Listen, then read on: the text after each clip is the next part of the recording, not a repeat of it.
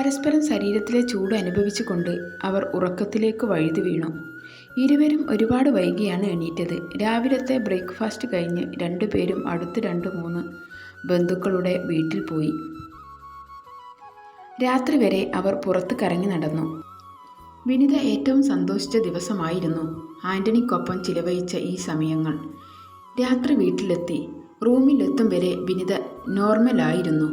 അവൻ്റെ സാന്നിധ്യം അവളിൽ നാണം ഉളവാക്കി. അവൻ്റെ സ്നേഹത്തിൻ്റെ മുന്നിൽ അവൾ തളർന്നു. അവൻ്റെ കൈകൾ അവളുടെ പൂമേനിയിൽ ഓടി നടന്നു. അവളെ അവൻ്റെ മാത്രമാക്കാൻ ഏറെ സമയം വേണ്ടി വന്നില്ല. പരസ്പരം അവർ സ്നേഹം കൊണ്ട് മൂടി. ചെറിയ നോവ് അവൾക്ക് നൽകി അവൻ അവളെ പൂർണ്ണമായും സ്വന്തമാക്കി. 3 ആഴ്ച വിരുന്നു പോകും കലാപരിപാടിയുമായി ഇരുവരും തിരക്കായിരുന്നു. ആന്റണിയും അവൻ്റെ കുടുംബവും വിനിതയെ ഏറെ സ്നേഹിച്ചു. വിനിത തിരിച്ചും അവരെ സ്നേഹിച്ചു. ഇടയ്ക്ക് എല്ലാ വീട്ടിലുമുള്ള വഴക്കുകളും ആ വീട്ടിൽ ഉണ്ടായി. പപ്പ കുടിച്ചിട്ട് മമ്മിയെ വഴക്ക് പറയും. അത് ഇടയ്ക്ക് ആന്റണി ഏറ്റുപിടിക്കും. അങ്ങനെ ആ വഴക്ക് രൂക്ഷവും. ആദ്യമൊക്കെ വിനിത പേടിച്ചിരുന്നു.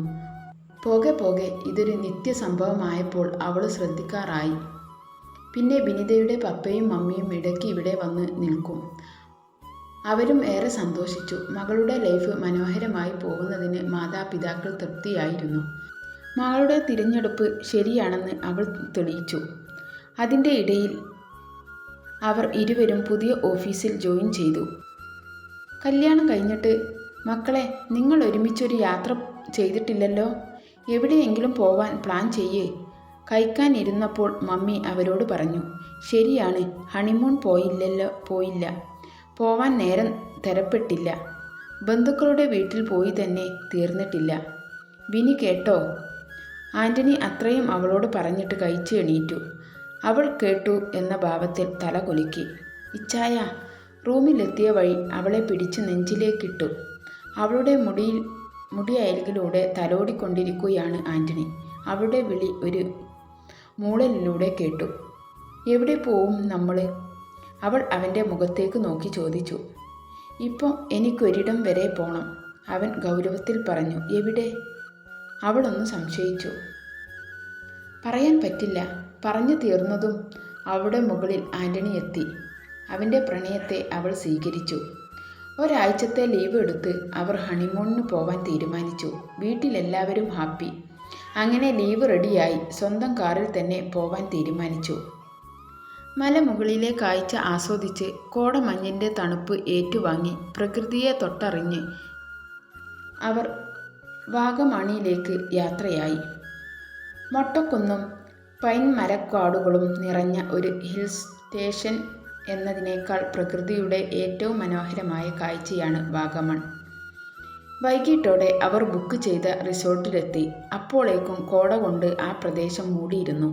അടിപൊളി സ്ഥലമാണല്ലോ. വിനിത ജനലിലൂടെ കർട്ടൻ മാറ്റി പുറത്തേക്ക് നോക്കി ചോദിച്ചു. ആണോ? അവൻ അവളുടെ പുറകിൽ നിന്നും അവളുടെ വലൂടെ കെട്ടിപ്പിടിച്ച് പുറത്തേക്ക് ചുണ്ടുകൾ ഓടിച്ചു. ഇച്ചായ, വിയർപ്പല്ലേ? കുളിച്ചിട്ട് വാ. അവൻ്റെ പ്രവൃത്തിയിൽ അവൾ വിറകൊണ്ടു. നിന്റെ വിയർപ്പിന് നല്ല മധുരം, അവൻ അവളെ വിടാതെ ചെവിയോരം എത്തി പറഞ്ഞു. അവൻ അവളുടെ ചെവിയിൽ വേദനിപ്പിക്കാതെ ഒരു കടി കൊടുത്തു. ഛീ, ഒന്ന് പോയേ. അവനെ തള്ളി മാറ്റി അവൾ ജനലിൻ്റെ കർട്ടൻ നേരെ ഇട്ടു. നമുക്ക് ഒരുമിച്ച് കുളിക്കാൻ. ഹണിമൂണിന് വന്നിട്ട് ഒരാൾ ഒറ്റയ്ക്ക് ഒന്നും ചെയ്യാൻ പാടില്ല. അതാ നിയമം. ആന്റണി അങ്ങനെ പറഞ്ഞിട്ട് അവളെ കയ്യിൽ കോരിയെടുത്ത് ബാത്റൂമിൻ്റെ ഡോർ അടയ്ക്കാൻ കൂടി നിൽക്കാതെ കുളിക്കാൻ കയറി. അവൻ്റെ സ്നേഹചൂടിൽ അവൾ അലിഞ്ഞു തീരാൻ ആഗ്രഹിച്ചു. അവനോടുള്ള പ്രണയം ഒരു ഭ്രാന്തായി അവൾ സൂക്ഷിച്ചു. 2 ദിവസം വാഗമാണിൽ തങ്ങി. അവിടുത്തെ മൊട്ടക്കുന്നുകളാണ് വാഗമാണിൻ്റെ ഐഡന്റിറ്റി. വാഗമാണിലെ മൊട്ടക്കുന്നുകൾ കണ്ട് അവിടെ ഏറെ നേരം അവർ ചിലവിട്ടു. പൈൻമരക്കാടുകളും കൂടിച്ചേരുമ്പോൾ മനോഹരിതമായി വർദ്ധിക്കുന്നു. തിരിച്ചു കാറിൽ കയറുമ്പോൾ ഇനി വരുമെന്ന് ഇരുവരും പ്രകൃതിയോട് സത്യം ചെയ്തിരുന്നു. പിന്നെ വണ്ടി വിട്ടത് ഊട്ടിയിലേക്കാണ്. അവിടെ ആന്റണിയുടെ ഒരു കൂട്ടുകാരനുണ്ട്. അവരുടെ കൂടെ കുറച്ച് ദിവസം നിന്ന് എല്ലായിടവും ചുറ്റി നടക്കണം. അതാണ് പ്ലാൻ പോലെ അവർ വണ്ടി ഊട്ടിയിലേക്ക് വിട്ടു. വളരെ നേരത്തെ യാത്രക്കൊടുവിൽ അവർ കൂട്ടുകാരൻ പറഞ്ഞുകൊടുത്ത് വഴിയിലൂടെ അയാളുടെ വീട്ടിലെത്തി. അതിമനോഹരമായ വീട്. അയാൾ ഓഫീസിൽ നിന്നും വന്നിട്ടില്ല. അയാളുടെ ഭാര്യയാണ് വാതിൽ തുറന്ന് ഇരുവരെയും അകത്തേക്കു ക്ഷണിച്ചത്. പപ്പു ഇതുവരെ വിളിച്ചോണ്ടിരിക്കുകയായിരുന്നു. നിങ്ങൾക്ക് ഒരു കുറവും വരുത്തരുതെന്നും പറഞ്ഞ്. അയാളുടെ ഭാര്യ വിനിതയുടെ കയ്യിൽ നിന്നും ബാഗ് മേടിച്ച് പിടിച്ചുകൊണ്ട് സന്തോഷത്തോടെ പറഞ്ഞു. ഞാൻ നിമ്മി. അവർ സ്വയം പരിചയപ്പെടുത്തി. വിനിത അവളുടെ ചിരിയോടെ പറഞ്ഞു. ആൻഡോ, അങ്ങോട്ട് പോയിക്കോ. ചൂടുവെള്ളമുണ്ട്. ഒന്ന് ഫ്രഷായി വേഗം വാ. കഴിക്കാൻ എടുത്തു വെക്കാം. മുന്നിലെ റൂമിലേക്ക് വിരൽ ചൂണ്ടിക്കൊണ്ട് നിമ്മി പറഞ്ഞു. അവൾ ധൃതിയിൽ അടുക്കളയിലേക്ക് ഓടി. അവർ ബാഗ് എടുത്ത് റൂമിൽ വെച്ച് വിനിത ബാഗിൽ നിന്നും കുളിച്ചു മാറാനുള്ള ഡ്രസ്സും എടുക്കുമ്പോൾ ആൻ്റണി ഡോർ അടച്ച് കുറ്റിയിട്ടു. ഇച്ചായ പ്ലീസ്. ഇങ്ങനെയൊരു കൊതിയൻ. അവൻ്റെ കയ്യിൽ അവളുടെ സാരിക്കടിയിൽ നുഴഞ്ഞു കയറി അവൾ അവനെ തടയാൻ ഒരു പരിശ്രമം നടത്തി നോക്കി. ആ കൊതിയൻ തന്നെ. ഇനി കൊതി മാറ്റിയിട്ട് കുളിക്കാം. അവളെ തിരിച്ചു നിർത്തിക്കൊണ്ട് അവൻ പറഞ്ഞിട്ട് അവളെ എടുത്ത് ബെഡിലേക്ക് കിടത്തി. നിമ്മി എന്ത് കരുതും? അവനെ വീണ്ടും തടയാൻ ശ്രമിച്ചുകൊണ്ട് അവൾ പറഞ്ഞു. പിന്നെ നിമ്മിക്കൊന്നും അറിയില്ലല്ലോ. ഇങ്ങു വാടി കുരിപ്പേ. അവൻ അവളുടെ ശരീരത്തിലേക്ക് പടർന്നു കയറിക്കൊണ്ട് പറഞ്ഞു. അവളുടെ ശബ്ദം ആ റൂമിൽ നിന്നും പുറത്തേക്ക് പോവാതിരിക്കാൻ അവൻ അവളുടെ വായ ഇടക്ക് പൊത്തിപ്പിടിക്കും. വന്നോ, ഇരിക്ക്. പപ്പു ഇപ്പോൾ വിളിച്ചു വെച്ചതേ ഉള്ളൂ. ഓഫീസിൽ നിന്ന് പിടിപ്പത് പണിയുണ്ട്. ഒരു രക്ഷയുമില്ലെന്ന് പറയാൻ പറഞ്ഞു. ഇരുവരും ഫ്രഷായി വന്നപ്പോൾ മിമ്മി ഡൈനിങ് ടേബിളിൽ എല്ലാം നിരത്തിയിരുന്നു. അവരോട് കഴിക്കാൻ ഇരിക്കാൻ പറഞ്ഞിട്ട് കസേര നീക്കിയിട്ട് കൊടുത്തു. അവന് വട്ടാ. എന്തിനാ ഈ വെപ്രാളം? ആൻ്റണി പ്ലേറ്റിലിട്ട കടലറ്റ് കയ്യിലെടുത്ത് കൊണ്ട് പറഞ്ഞു. അത് പണ്ടേ ഉള്ളതല്ലേ. നിമ്മി വിനിതയുടെ പ്ലേറ്റിലേക്ക് ഫുഡ് വിളമ്പിക്കൊണ്ട് പറഞ്ഞു. നിമ്മി നല്ല അടിപൊളി കുക്ക് ആണ്.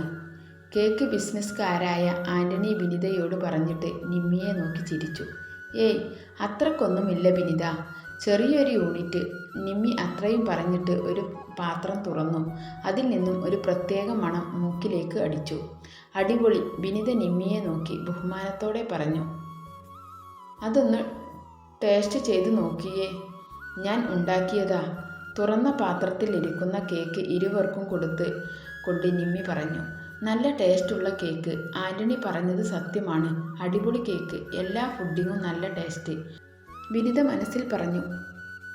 പുറത്ത് പപ്പുവിനെ ജീപ്പ് വന്നപ്പോൾ നിമ്മി അങ്ങോട്ട് നോക്കി.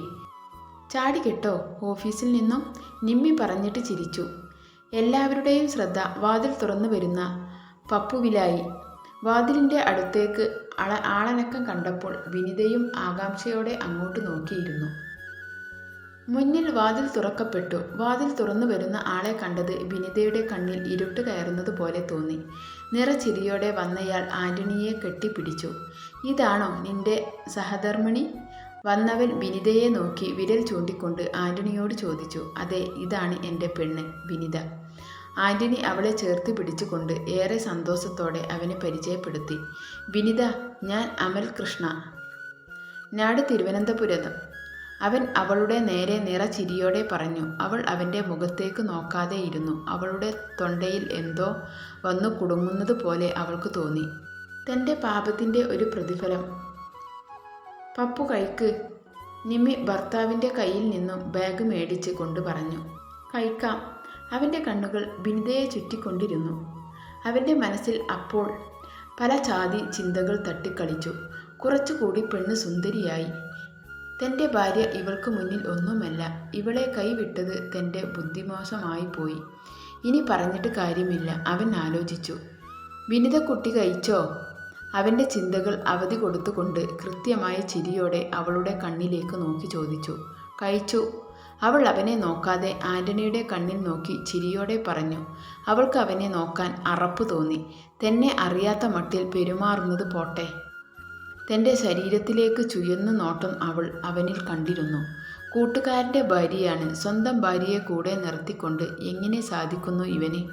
സാധിക്കും, ഇവനെല്ലാം സാധിക്കും. നിമ്മി ആൻ്റിക്ക് ചേരുന്ന പെണ്ണ് തന്നെ.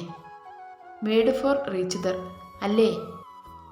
അവൻ്റെ കാപട്യം വീണ്ടും അവനിൽ അവൾ കണ്ടു. ആരും കാണാത്ത അവൻ്റെ ഓരോ ശ്വാസത്തിലും അവളുടെയുള്ള ആർത്തി അവനിൽ അവൾ കണ്ടു. അതെ, സത്യം, നിമ്മി നിഷ്കളങ്കമായി പറഞ്ഞു. നിമ്മിക്ക് വിനിതയെ ഒരുപാട് ഇഷ്ടായിരുന്നു.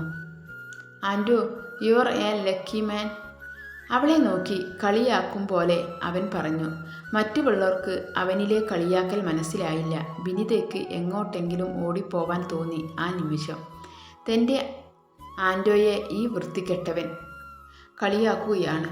പ്രതികരിക്കാൻ ഒന്നും സാധിച്ചിരുന്നില്ലെങ്കിലും ഇതാണ് ചില തെറ്റുകൾ. കാലം എത്ര കഴിഞ്ഞാലും നമ്മുടെ നേരെ വന്ന് കൊത്താനും കുത്തി നിൽക്കും. യെസ് പപ്പു, വിനി എൻ്റെ ലക്കി മാത്രമല്ല, എൻ്റെ പ്രാണനാണ്. ആൻ്റണി ഏറെ സന്തോഷത്തോടെ തല താഴ്ത്തി നിൽക്കുന്ന വിനിതയെ നെഞ്ചോട് ചേർത്ത് പിടിച്ചിട്ട് കൊണ്ട് ചിരിയോടെ പറഞ്ഞു. ആൻ്റണിയുടെ മനസ്സ് സന്തോഷം കൊണ്ട് തുള്ളിച്ചാടി. ആയിക്കോട്ടെ, നിമ്മി കഴിക്കാൻ എടുത്തോ, നല്ല വിശപ്പുണ്ട്. വൈകിട്ട് നമുക്ക് എല്ലാവർക്കും കൂടി പുറത്തു പോവാം. അവന് അത് പിടിച്ചില്ല. ഒട്ടും ആത്മാർത്ഥ ഇല്ലാതെ നിമ്മിയോട് പറഞ്ഞു. ഓക്കെ, എന്നാൽ അതുവരെ ഞങ്ങൾ ഒന്ന് മയങ്ങിയിട്ട് വരാം, ആൻ്റണി അമലിനോട് പറഞ്ഞിട്ട് വിനിതയെ നോക്കി. അവളിൽ ഒളിക്കാൻ അവൻ്റെ മനസ്സ് വെമ്പൽ കൊണ്ടു. എന്നാ ഒന്ന് ഉറങ്ങി വാ, നിമ്മി കഴിക്കാനുള്ളത് പാത്രത്തിലേക്കിട്ട് കൊടുത്തുകൊണ്ട് അവരോട് പറഞ്ഞു. എടാ ആൻഡോ, എല്ലാത്തിനും ഒരു മയം വേണം. ഇവിടേന്ന് പോകുമ്പോൾ 2-3 ആവരുത്, അമൽ അർത്ഥം വെച്ച് പറഞ്ഞിട്ട് ഉറക്കെ ചിരിച്ചു. അവൻ്റെ ചിരി കൊലച്ചിരിയായി വിനിതയ്ക്ക് തോന്നി. വല്ലാത്ത അറപ്പും അവനോട് അവളുടെ ഉള്ളിൽ തോന്നി. പോടാ, പിന്നെ ഇവിടുത്തെ ക്ലൈമാറ്റ് ഒരു രക്ഷയുമില്ല, എന്തു സംഭവിക്കും? ആൻ്റണി ഒട്ടും വിട്ടുകൊടുക്കാതെ അമലിന് മറുപടി കൊടുത്തു. ഇച്ചായ, ആൻ്റണിയുടെ കയ്യിൽ പിടിച്ച് പിച്ചിക്കൊണ്ട് അവൾ വിളിച്ചു. അവൾക്ക് ഈ സംസാരം തീരെ പിടിച്ചില്ല. നിമ്മി ആവട്ടെ എല്ലാം കേട്ട് ചിരിയോടെ നിൽക്കുന്നു. ഭർത്താവിൻ്റെ സ്വഭാവം അറിയാത്ത പാവം ഭാര്യ വിനിതയ്ക്ക് നിമ്മിയോട് സഹതാപം തോന്നി. എൻ്റെ പെണ്ണിന് നാണം വന്നു, ആൻ്റണി അവളുടെ പ്രവൃത്തി കണ്ടു ചിരിയോടെ പറഞ്ഞു. പോയി നാണം മാറ്റിവാ. അമൽ വിനിതയുടെ മാറിലേക്ക് നോക്കി വികൃതമായി ചിരിയോടെ പറഞ്ഞു. പാപ്പു, മിണ്ടാതിരി, ആ കൊച്ചിനെ ഇപ്പോൾ തന്നെ ഓടിക്കോ. നിമ്മി അമലിൻ്റെ പറച്ചിലും വിനിതയുടെ മുഖത്തെ ഇഷ്ടക്കുറവും കണ്ട് സാസ്യതയോടെ പറഞ്ഞു. ഞാനൊന്നും പറഞ്ഞില്ലേ. അമൽ ഭാര്യയ്ക്ക് നേരെ കൈകൂമ്പി പറഞ്ഞിട്ട് കഴിക്കാൻ തുടങ്ങി. ഇതൊക്കെ ആൻ്റണി ചിരിയോടെ നിന്നു കണ്ടു. അയാളെ തീരെ പിടിച്ചില്ല എനിക്ക്. വിനിത റൂമിലെത്തിയതും അടക്കി വെച്ച ദേഷ്യം പുറത്തേക്കെടുത്തു. അവൻ്റെ സംസാരം കേട്ടിട്ടാണോ? ആൻ്റണി അവളുടെ പുറകിൽ കൂടി കെട്ടിപ്പിടിച്ച് കഴുത്തിൽ ചുണ്ടുകൊണ്ട് ചിത്രം വരച്ചുകൊണ്ട് ചോദിച്ചു. എന്ത് വൃത്തികെട്ട സംസാരമാണ് അയാളുടേത്? വിനിത അവനെ പുറകിലേക്ക് തള്ളി മാറ്റി അവൻ്റെ പ്രവൃത്തി തടഞ്ഞുകൊണ്ട് ദേഷ്യത്തിൽ പറഞ്ഞു. എൻ്റെ വിനി, അവൻ പണ്ടേ അങ്ങനെയാണ്. എല്ലാവരോടും ആയ കാലത്ത് മൊത്തം ഉടായിപ്പായിരുന്നു. ഇപ്പം നിമ്മി കൂടെ ഉണ്ടല്ലോ, അവൾ വരച്ച വരയിൽ നിർത്തും. അവളെ നീ കണ്ടില്ലേ പെണ്ണെ? എല്ലാത്തിനും അവൾ നമ്മുടെ കൂടെ നിൽക്കും. തമാശയെ തമാശയായി എടുക്കാൻ അവൾക്കറിയാം. അവളുടെ ദേഷ്യം കുറക്കാൻ വേണ്ടി അവൻ അവളുടെ അടുത്തെത്തി അവളുടെ മുഖത്ത് കൈ ചേർത്തുകൊണ്ട് ചിരിയോടെ പറഞ്ഞു. അവൻ്റെ ചുണ്ടുകൾ അവളുടെ ചുണ്ടിൽ മധുരം നുകരാൻ കൊതിച്ചു. അവളുടെ ചുണ്ടിൻ്റെ അടുത്തേക്ക് അവൻ്റെ ചുണ്ടുകൾ വേഗം സഞ്ചരിച്ചു. എന്നാ നമ്മൾ പോകുന്നത് നാളെ എങ്ങ് പോയാലോ? അവനെ തള്ളി മാറ്റിക്കൊണ്ട് അവൾ ബെഡിൽ പോയിരുന്നു. അവൾ അവനെ നോക്കാതെ അവർ തിരിച്ചു പോകുന്ന കാര്യം ചോദിച്ചു. അതെന്തിനാ? അത് വേണ്ട, എനിക്ക് അവൻ പറഞ്ഞതുപോലെ 2-3 ആകാൻ കൊതിയാവുന്നു. ആൻ്റണി അവളുടെ അടുത്ത് പോയി ചെവിയിൽ പറഞ്ഞു. അവൻ്റെ കൈ അവളുടെ ചുരിദാർ വിടവിലേക്ക് നീണ്ടു കയറി. ഒന്ന് പോയേ ആൻഡോ, അവൾ അവൻ്റെ കയ്യിൽ പിടുത്തമിട്ട് കൊണ്ട് താല്പര്യമില്ലാത്ത മട്ടിൽ പറഞ്ഞു. അങ്ങനെ പോവുന്നില്ല. അവളുടെ എതിർപ്പിനെ അവൻ കാര്യമാക്കിയില്ല. അവളിലേക്ക് പടർന്നു കയറാൻ അവൻ്റെ മനസ്സ് ആ സമയം വെമ്പൽ കൊണ്ടു. ആൻഡോ, എനിക്കെന്തോ ഈ ഒരു മൂഡില്ല. അവൻ്റെ കണ്ണിലേക്ക് നോക്കി അവൾ പറഞ്ഞിട്ട് കണ്ണുകൾ അടച്ചു. മൂടൊക്കെ ആയിക്കോളും. അവൻ അവളുടെ അനുവാദത്തിന് കാത്തു നിൽക്കാതെ അവളുടെ ചുരിദാർ തലവഴി ഊരി താഴേക്കെറിഞ്ഞു. പ്ലീസ്. അവൾ അവനെ തടയാൻ വേണ്ടി വായ തുറന്നതും അവൻ്റെ ചുണ്ടുകൾ അവളുടെ ചുണ്ടുകളെ പൊതിഞ്ഞു. അവൻ്റെ കൈയും അവളുടെ ശരീരത്തിലേക്ക് ഇഴയാൻ തുടങ്ങിയതും അവളുടെ എതിർപ്പുകൾ മാറി. ആ മുറിയിൽ 2 നഗ്നനെ പോലെ അവർ പരസ്പരം പിരിയാൻ വയ്യാത്ത വണ്ണം സ്നേഹം കൊണ്ട് മൂടപ്പെട്ടു. പെണ്ണേ, അവളിൽ നിന്നും അവൻ മാറി തളർച്ചയോടെ കിടക്കുമ്പോൾ അവൻ്റെ ഉള്ളിൽ വല്ലാത്തൊരു ശാന്തത നിറഞ്ഞിരുന്നു. പറ, കേൾക്കുന്നുണ്ട്. അവൻ്റെ വിളിയിൽ അവൾ മറുപടി പറഞ്ഞു. നമുക്ക് ഒരു അപ്പനും അമ്മയും ആവാനുള്ള ടൈം ആവാറായി. ഇനി ഈ വേണോ? അവൻ അവളുടെ നെഞ്ചിലേക്ക് തല കയറ്റി വെച്ചുകൊണ്ട് ചോദിച്ചു. അവളുടെ നെഞ്ചിലെ ചൂട് അവനെ വീണ്ടും അവളിലേക്ക് അടുപ്പിച്ചു. അവൻ അവളെ ചുണ്ടുകൾ കൊണ്ട് ഇക്കിളി കുടുപ്പെടുത്തി. ഇച്ചായൻ്റെ ഇഷ്ടം. അവൾ അവൻ്റെ ചുണ്ടുകളെ തടഞ്ഞുകൊണ്ട് ചിരിയോടെ പറഞ്ഞു. അമൽ പറഞ്ഞപ്പോൾ എന്തോ എനിക്ക് വല്ലാത്ത കൊതി. അവൻ അവളുടെ മുഖത്തേക്ക് നോക്കി പ്രണയത്തോടെ പറഞ്ഞു. അയാളുടെ വാക്ക് കേട്ട് വേണ്ട, എനിക്കിത് ഇഷ്ടല്ല. ഇച്ചായനും എനിക്കും ഒരു കുഞ്ഞ് വേണമെന്ന് തോന്നുമ്പോൾ നമ്മൾ അതിന് ട്രൈൻ ചെയ്യാം. അല്ലാതെ അതുവരെ അവൾക്കുണ്ടായിരുന്ന സന്തോഷം അവളുടെ പേര് കേട്ടതും നഷ്ടപ്പെട്ടു. അവനെ തള്ളി മാറ്റി അവൾ കഴുത്തോളം ബ്ലാങ്കറ്റ് വലിച്ചിട്ടു. അവളുടെ പല്ലുകൾ ഞെരിഞ്ഞമർന്നു. അയ്യേ, അങ്ങനെയല്ല ഞാൻ പറഞ്ഞത്. അവളുടെ ദേഷ്യം കണ്ടതും അവളിലേക്ക് ചേർന്ന് കിടന്നുകൊണ്ട് ശാന്തമായി അവൻ പറഞ്ഞു. മനസ്സിലായി. അവനെ നോക്കാതെ അവൾ പറഞ്ഞു. അവർക്ക് കണ്ടില്ലേ, കുട്ടികളില്ല. 3 വർഷമായി. അവൻ്റെ കുറേ കുറ്റങ്ങളുണ്ട്. എത്ര പെണ്ണുങ്ങളുടെ ജീവിതമാ ഇവൻ കാരണം പോയത്. അതിൻ്റെയൊക്കെ ശാപമാവും. അവൻ അവളുടെ ബ്ലാങ്കറ്റിനുള്ളിലേക്ക് നുഴഞ്ഞു കയറിക്കൊണ്ട് പറഞ്ഞു. അയാൾ ചെയ്ത തെറ്റ് ആ പെൺപിള്ളേരും ചെയ്തില്ലേ? അപ്പോൾ അവർക്കും ഇതേ ശാപം ഉണ്ടാവില്ലേ? അവനെ നോക്കാതെ തന്നെ അവൾ ചോദിച്ചു. അവളുടെ മനസ്സിൽ ആ സമയം പല വിധത്തിലുള്ള ചോദ്യങ്ങൾ ഉയർന്നു വന്നിരുന്നു. മായ്ക്കാൻ വയ്യാത്ത വിധം തൻ്റെ തെറ്റ് തൻ്റെ നേരെ ചീറിയടക്കുന്നു. ഇതിൽ നിന്നും തനിക്കൊരു മോചനമില്ലേ? ഉണ്ടാവും. അവൻ്റെ കൂടെ കിടന്നവള് മാരി ഇപ്പോൾ കെട്ടി ഒന്നും അറിയാത്ത ഏതോ പാവത്തിൻ്റെ ജീവിതം കോഞ്ഞാട്ടമാക്കുന്നുണ്ടാവും. ഇവൾമാരെ കൊല്ലണം. അവൻ്റെ മറുപടി കേട്ട് അവളുടെ തൊണ്ട വരണ്ടു. കുറച്ച് വെള്ളം കുടിക്കാൻ അവളുടെ മനസ്സ് വെമ്പി. താനും ആ കൂട്ടത്തിൽ പെട്ടില്ലേ? തൻ്റെ മരണം വരെ ആൻ്റണിയെ താൻ ചതിക്കുകയല്ലേ? സത്യം പറയാനുള്ള സമയം അതിക്രമിച്ചു കഴിഞ്ഞു. അതൊക്കെ അറിയാത്ത പ്രായത്തിൽ സംഭവിച്ചതല്ലേ? അവൾ ഒരു ന്യായീകരണത്തിനായി ചോദിച്ചു. അറിയാത്ത പ്രായത്തിൽ ആട്ടെ, ഈ പ്രായം നിനക്കും എനിക്കും ഉണ്ടായിരുന്നു. അമലിനെ പോലെ ഞാനും അവന് തുണി അയച്ച് കൂടെ കിടന്ന പെണ്ണുങ്ങളിൽ നീയും എന്തുകൊണ്ട് പെട്ടില്ല? അതാണ് കുടുംബത്തിൽ പിറന്നവരുടെ മഹിമ. അവൻ്റെ വാക്ക് അവളെ കൂടുതൽ കുത്തി നോവിച്ചു.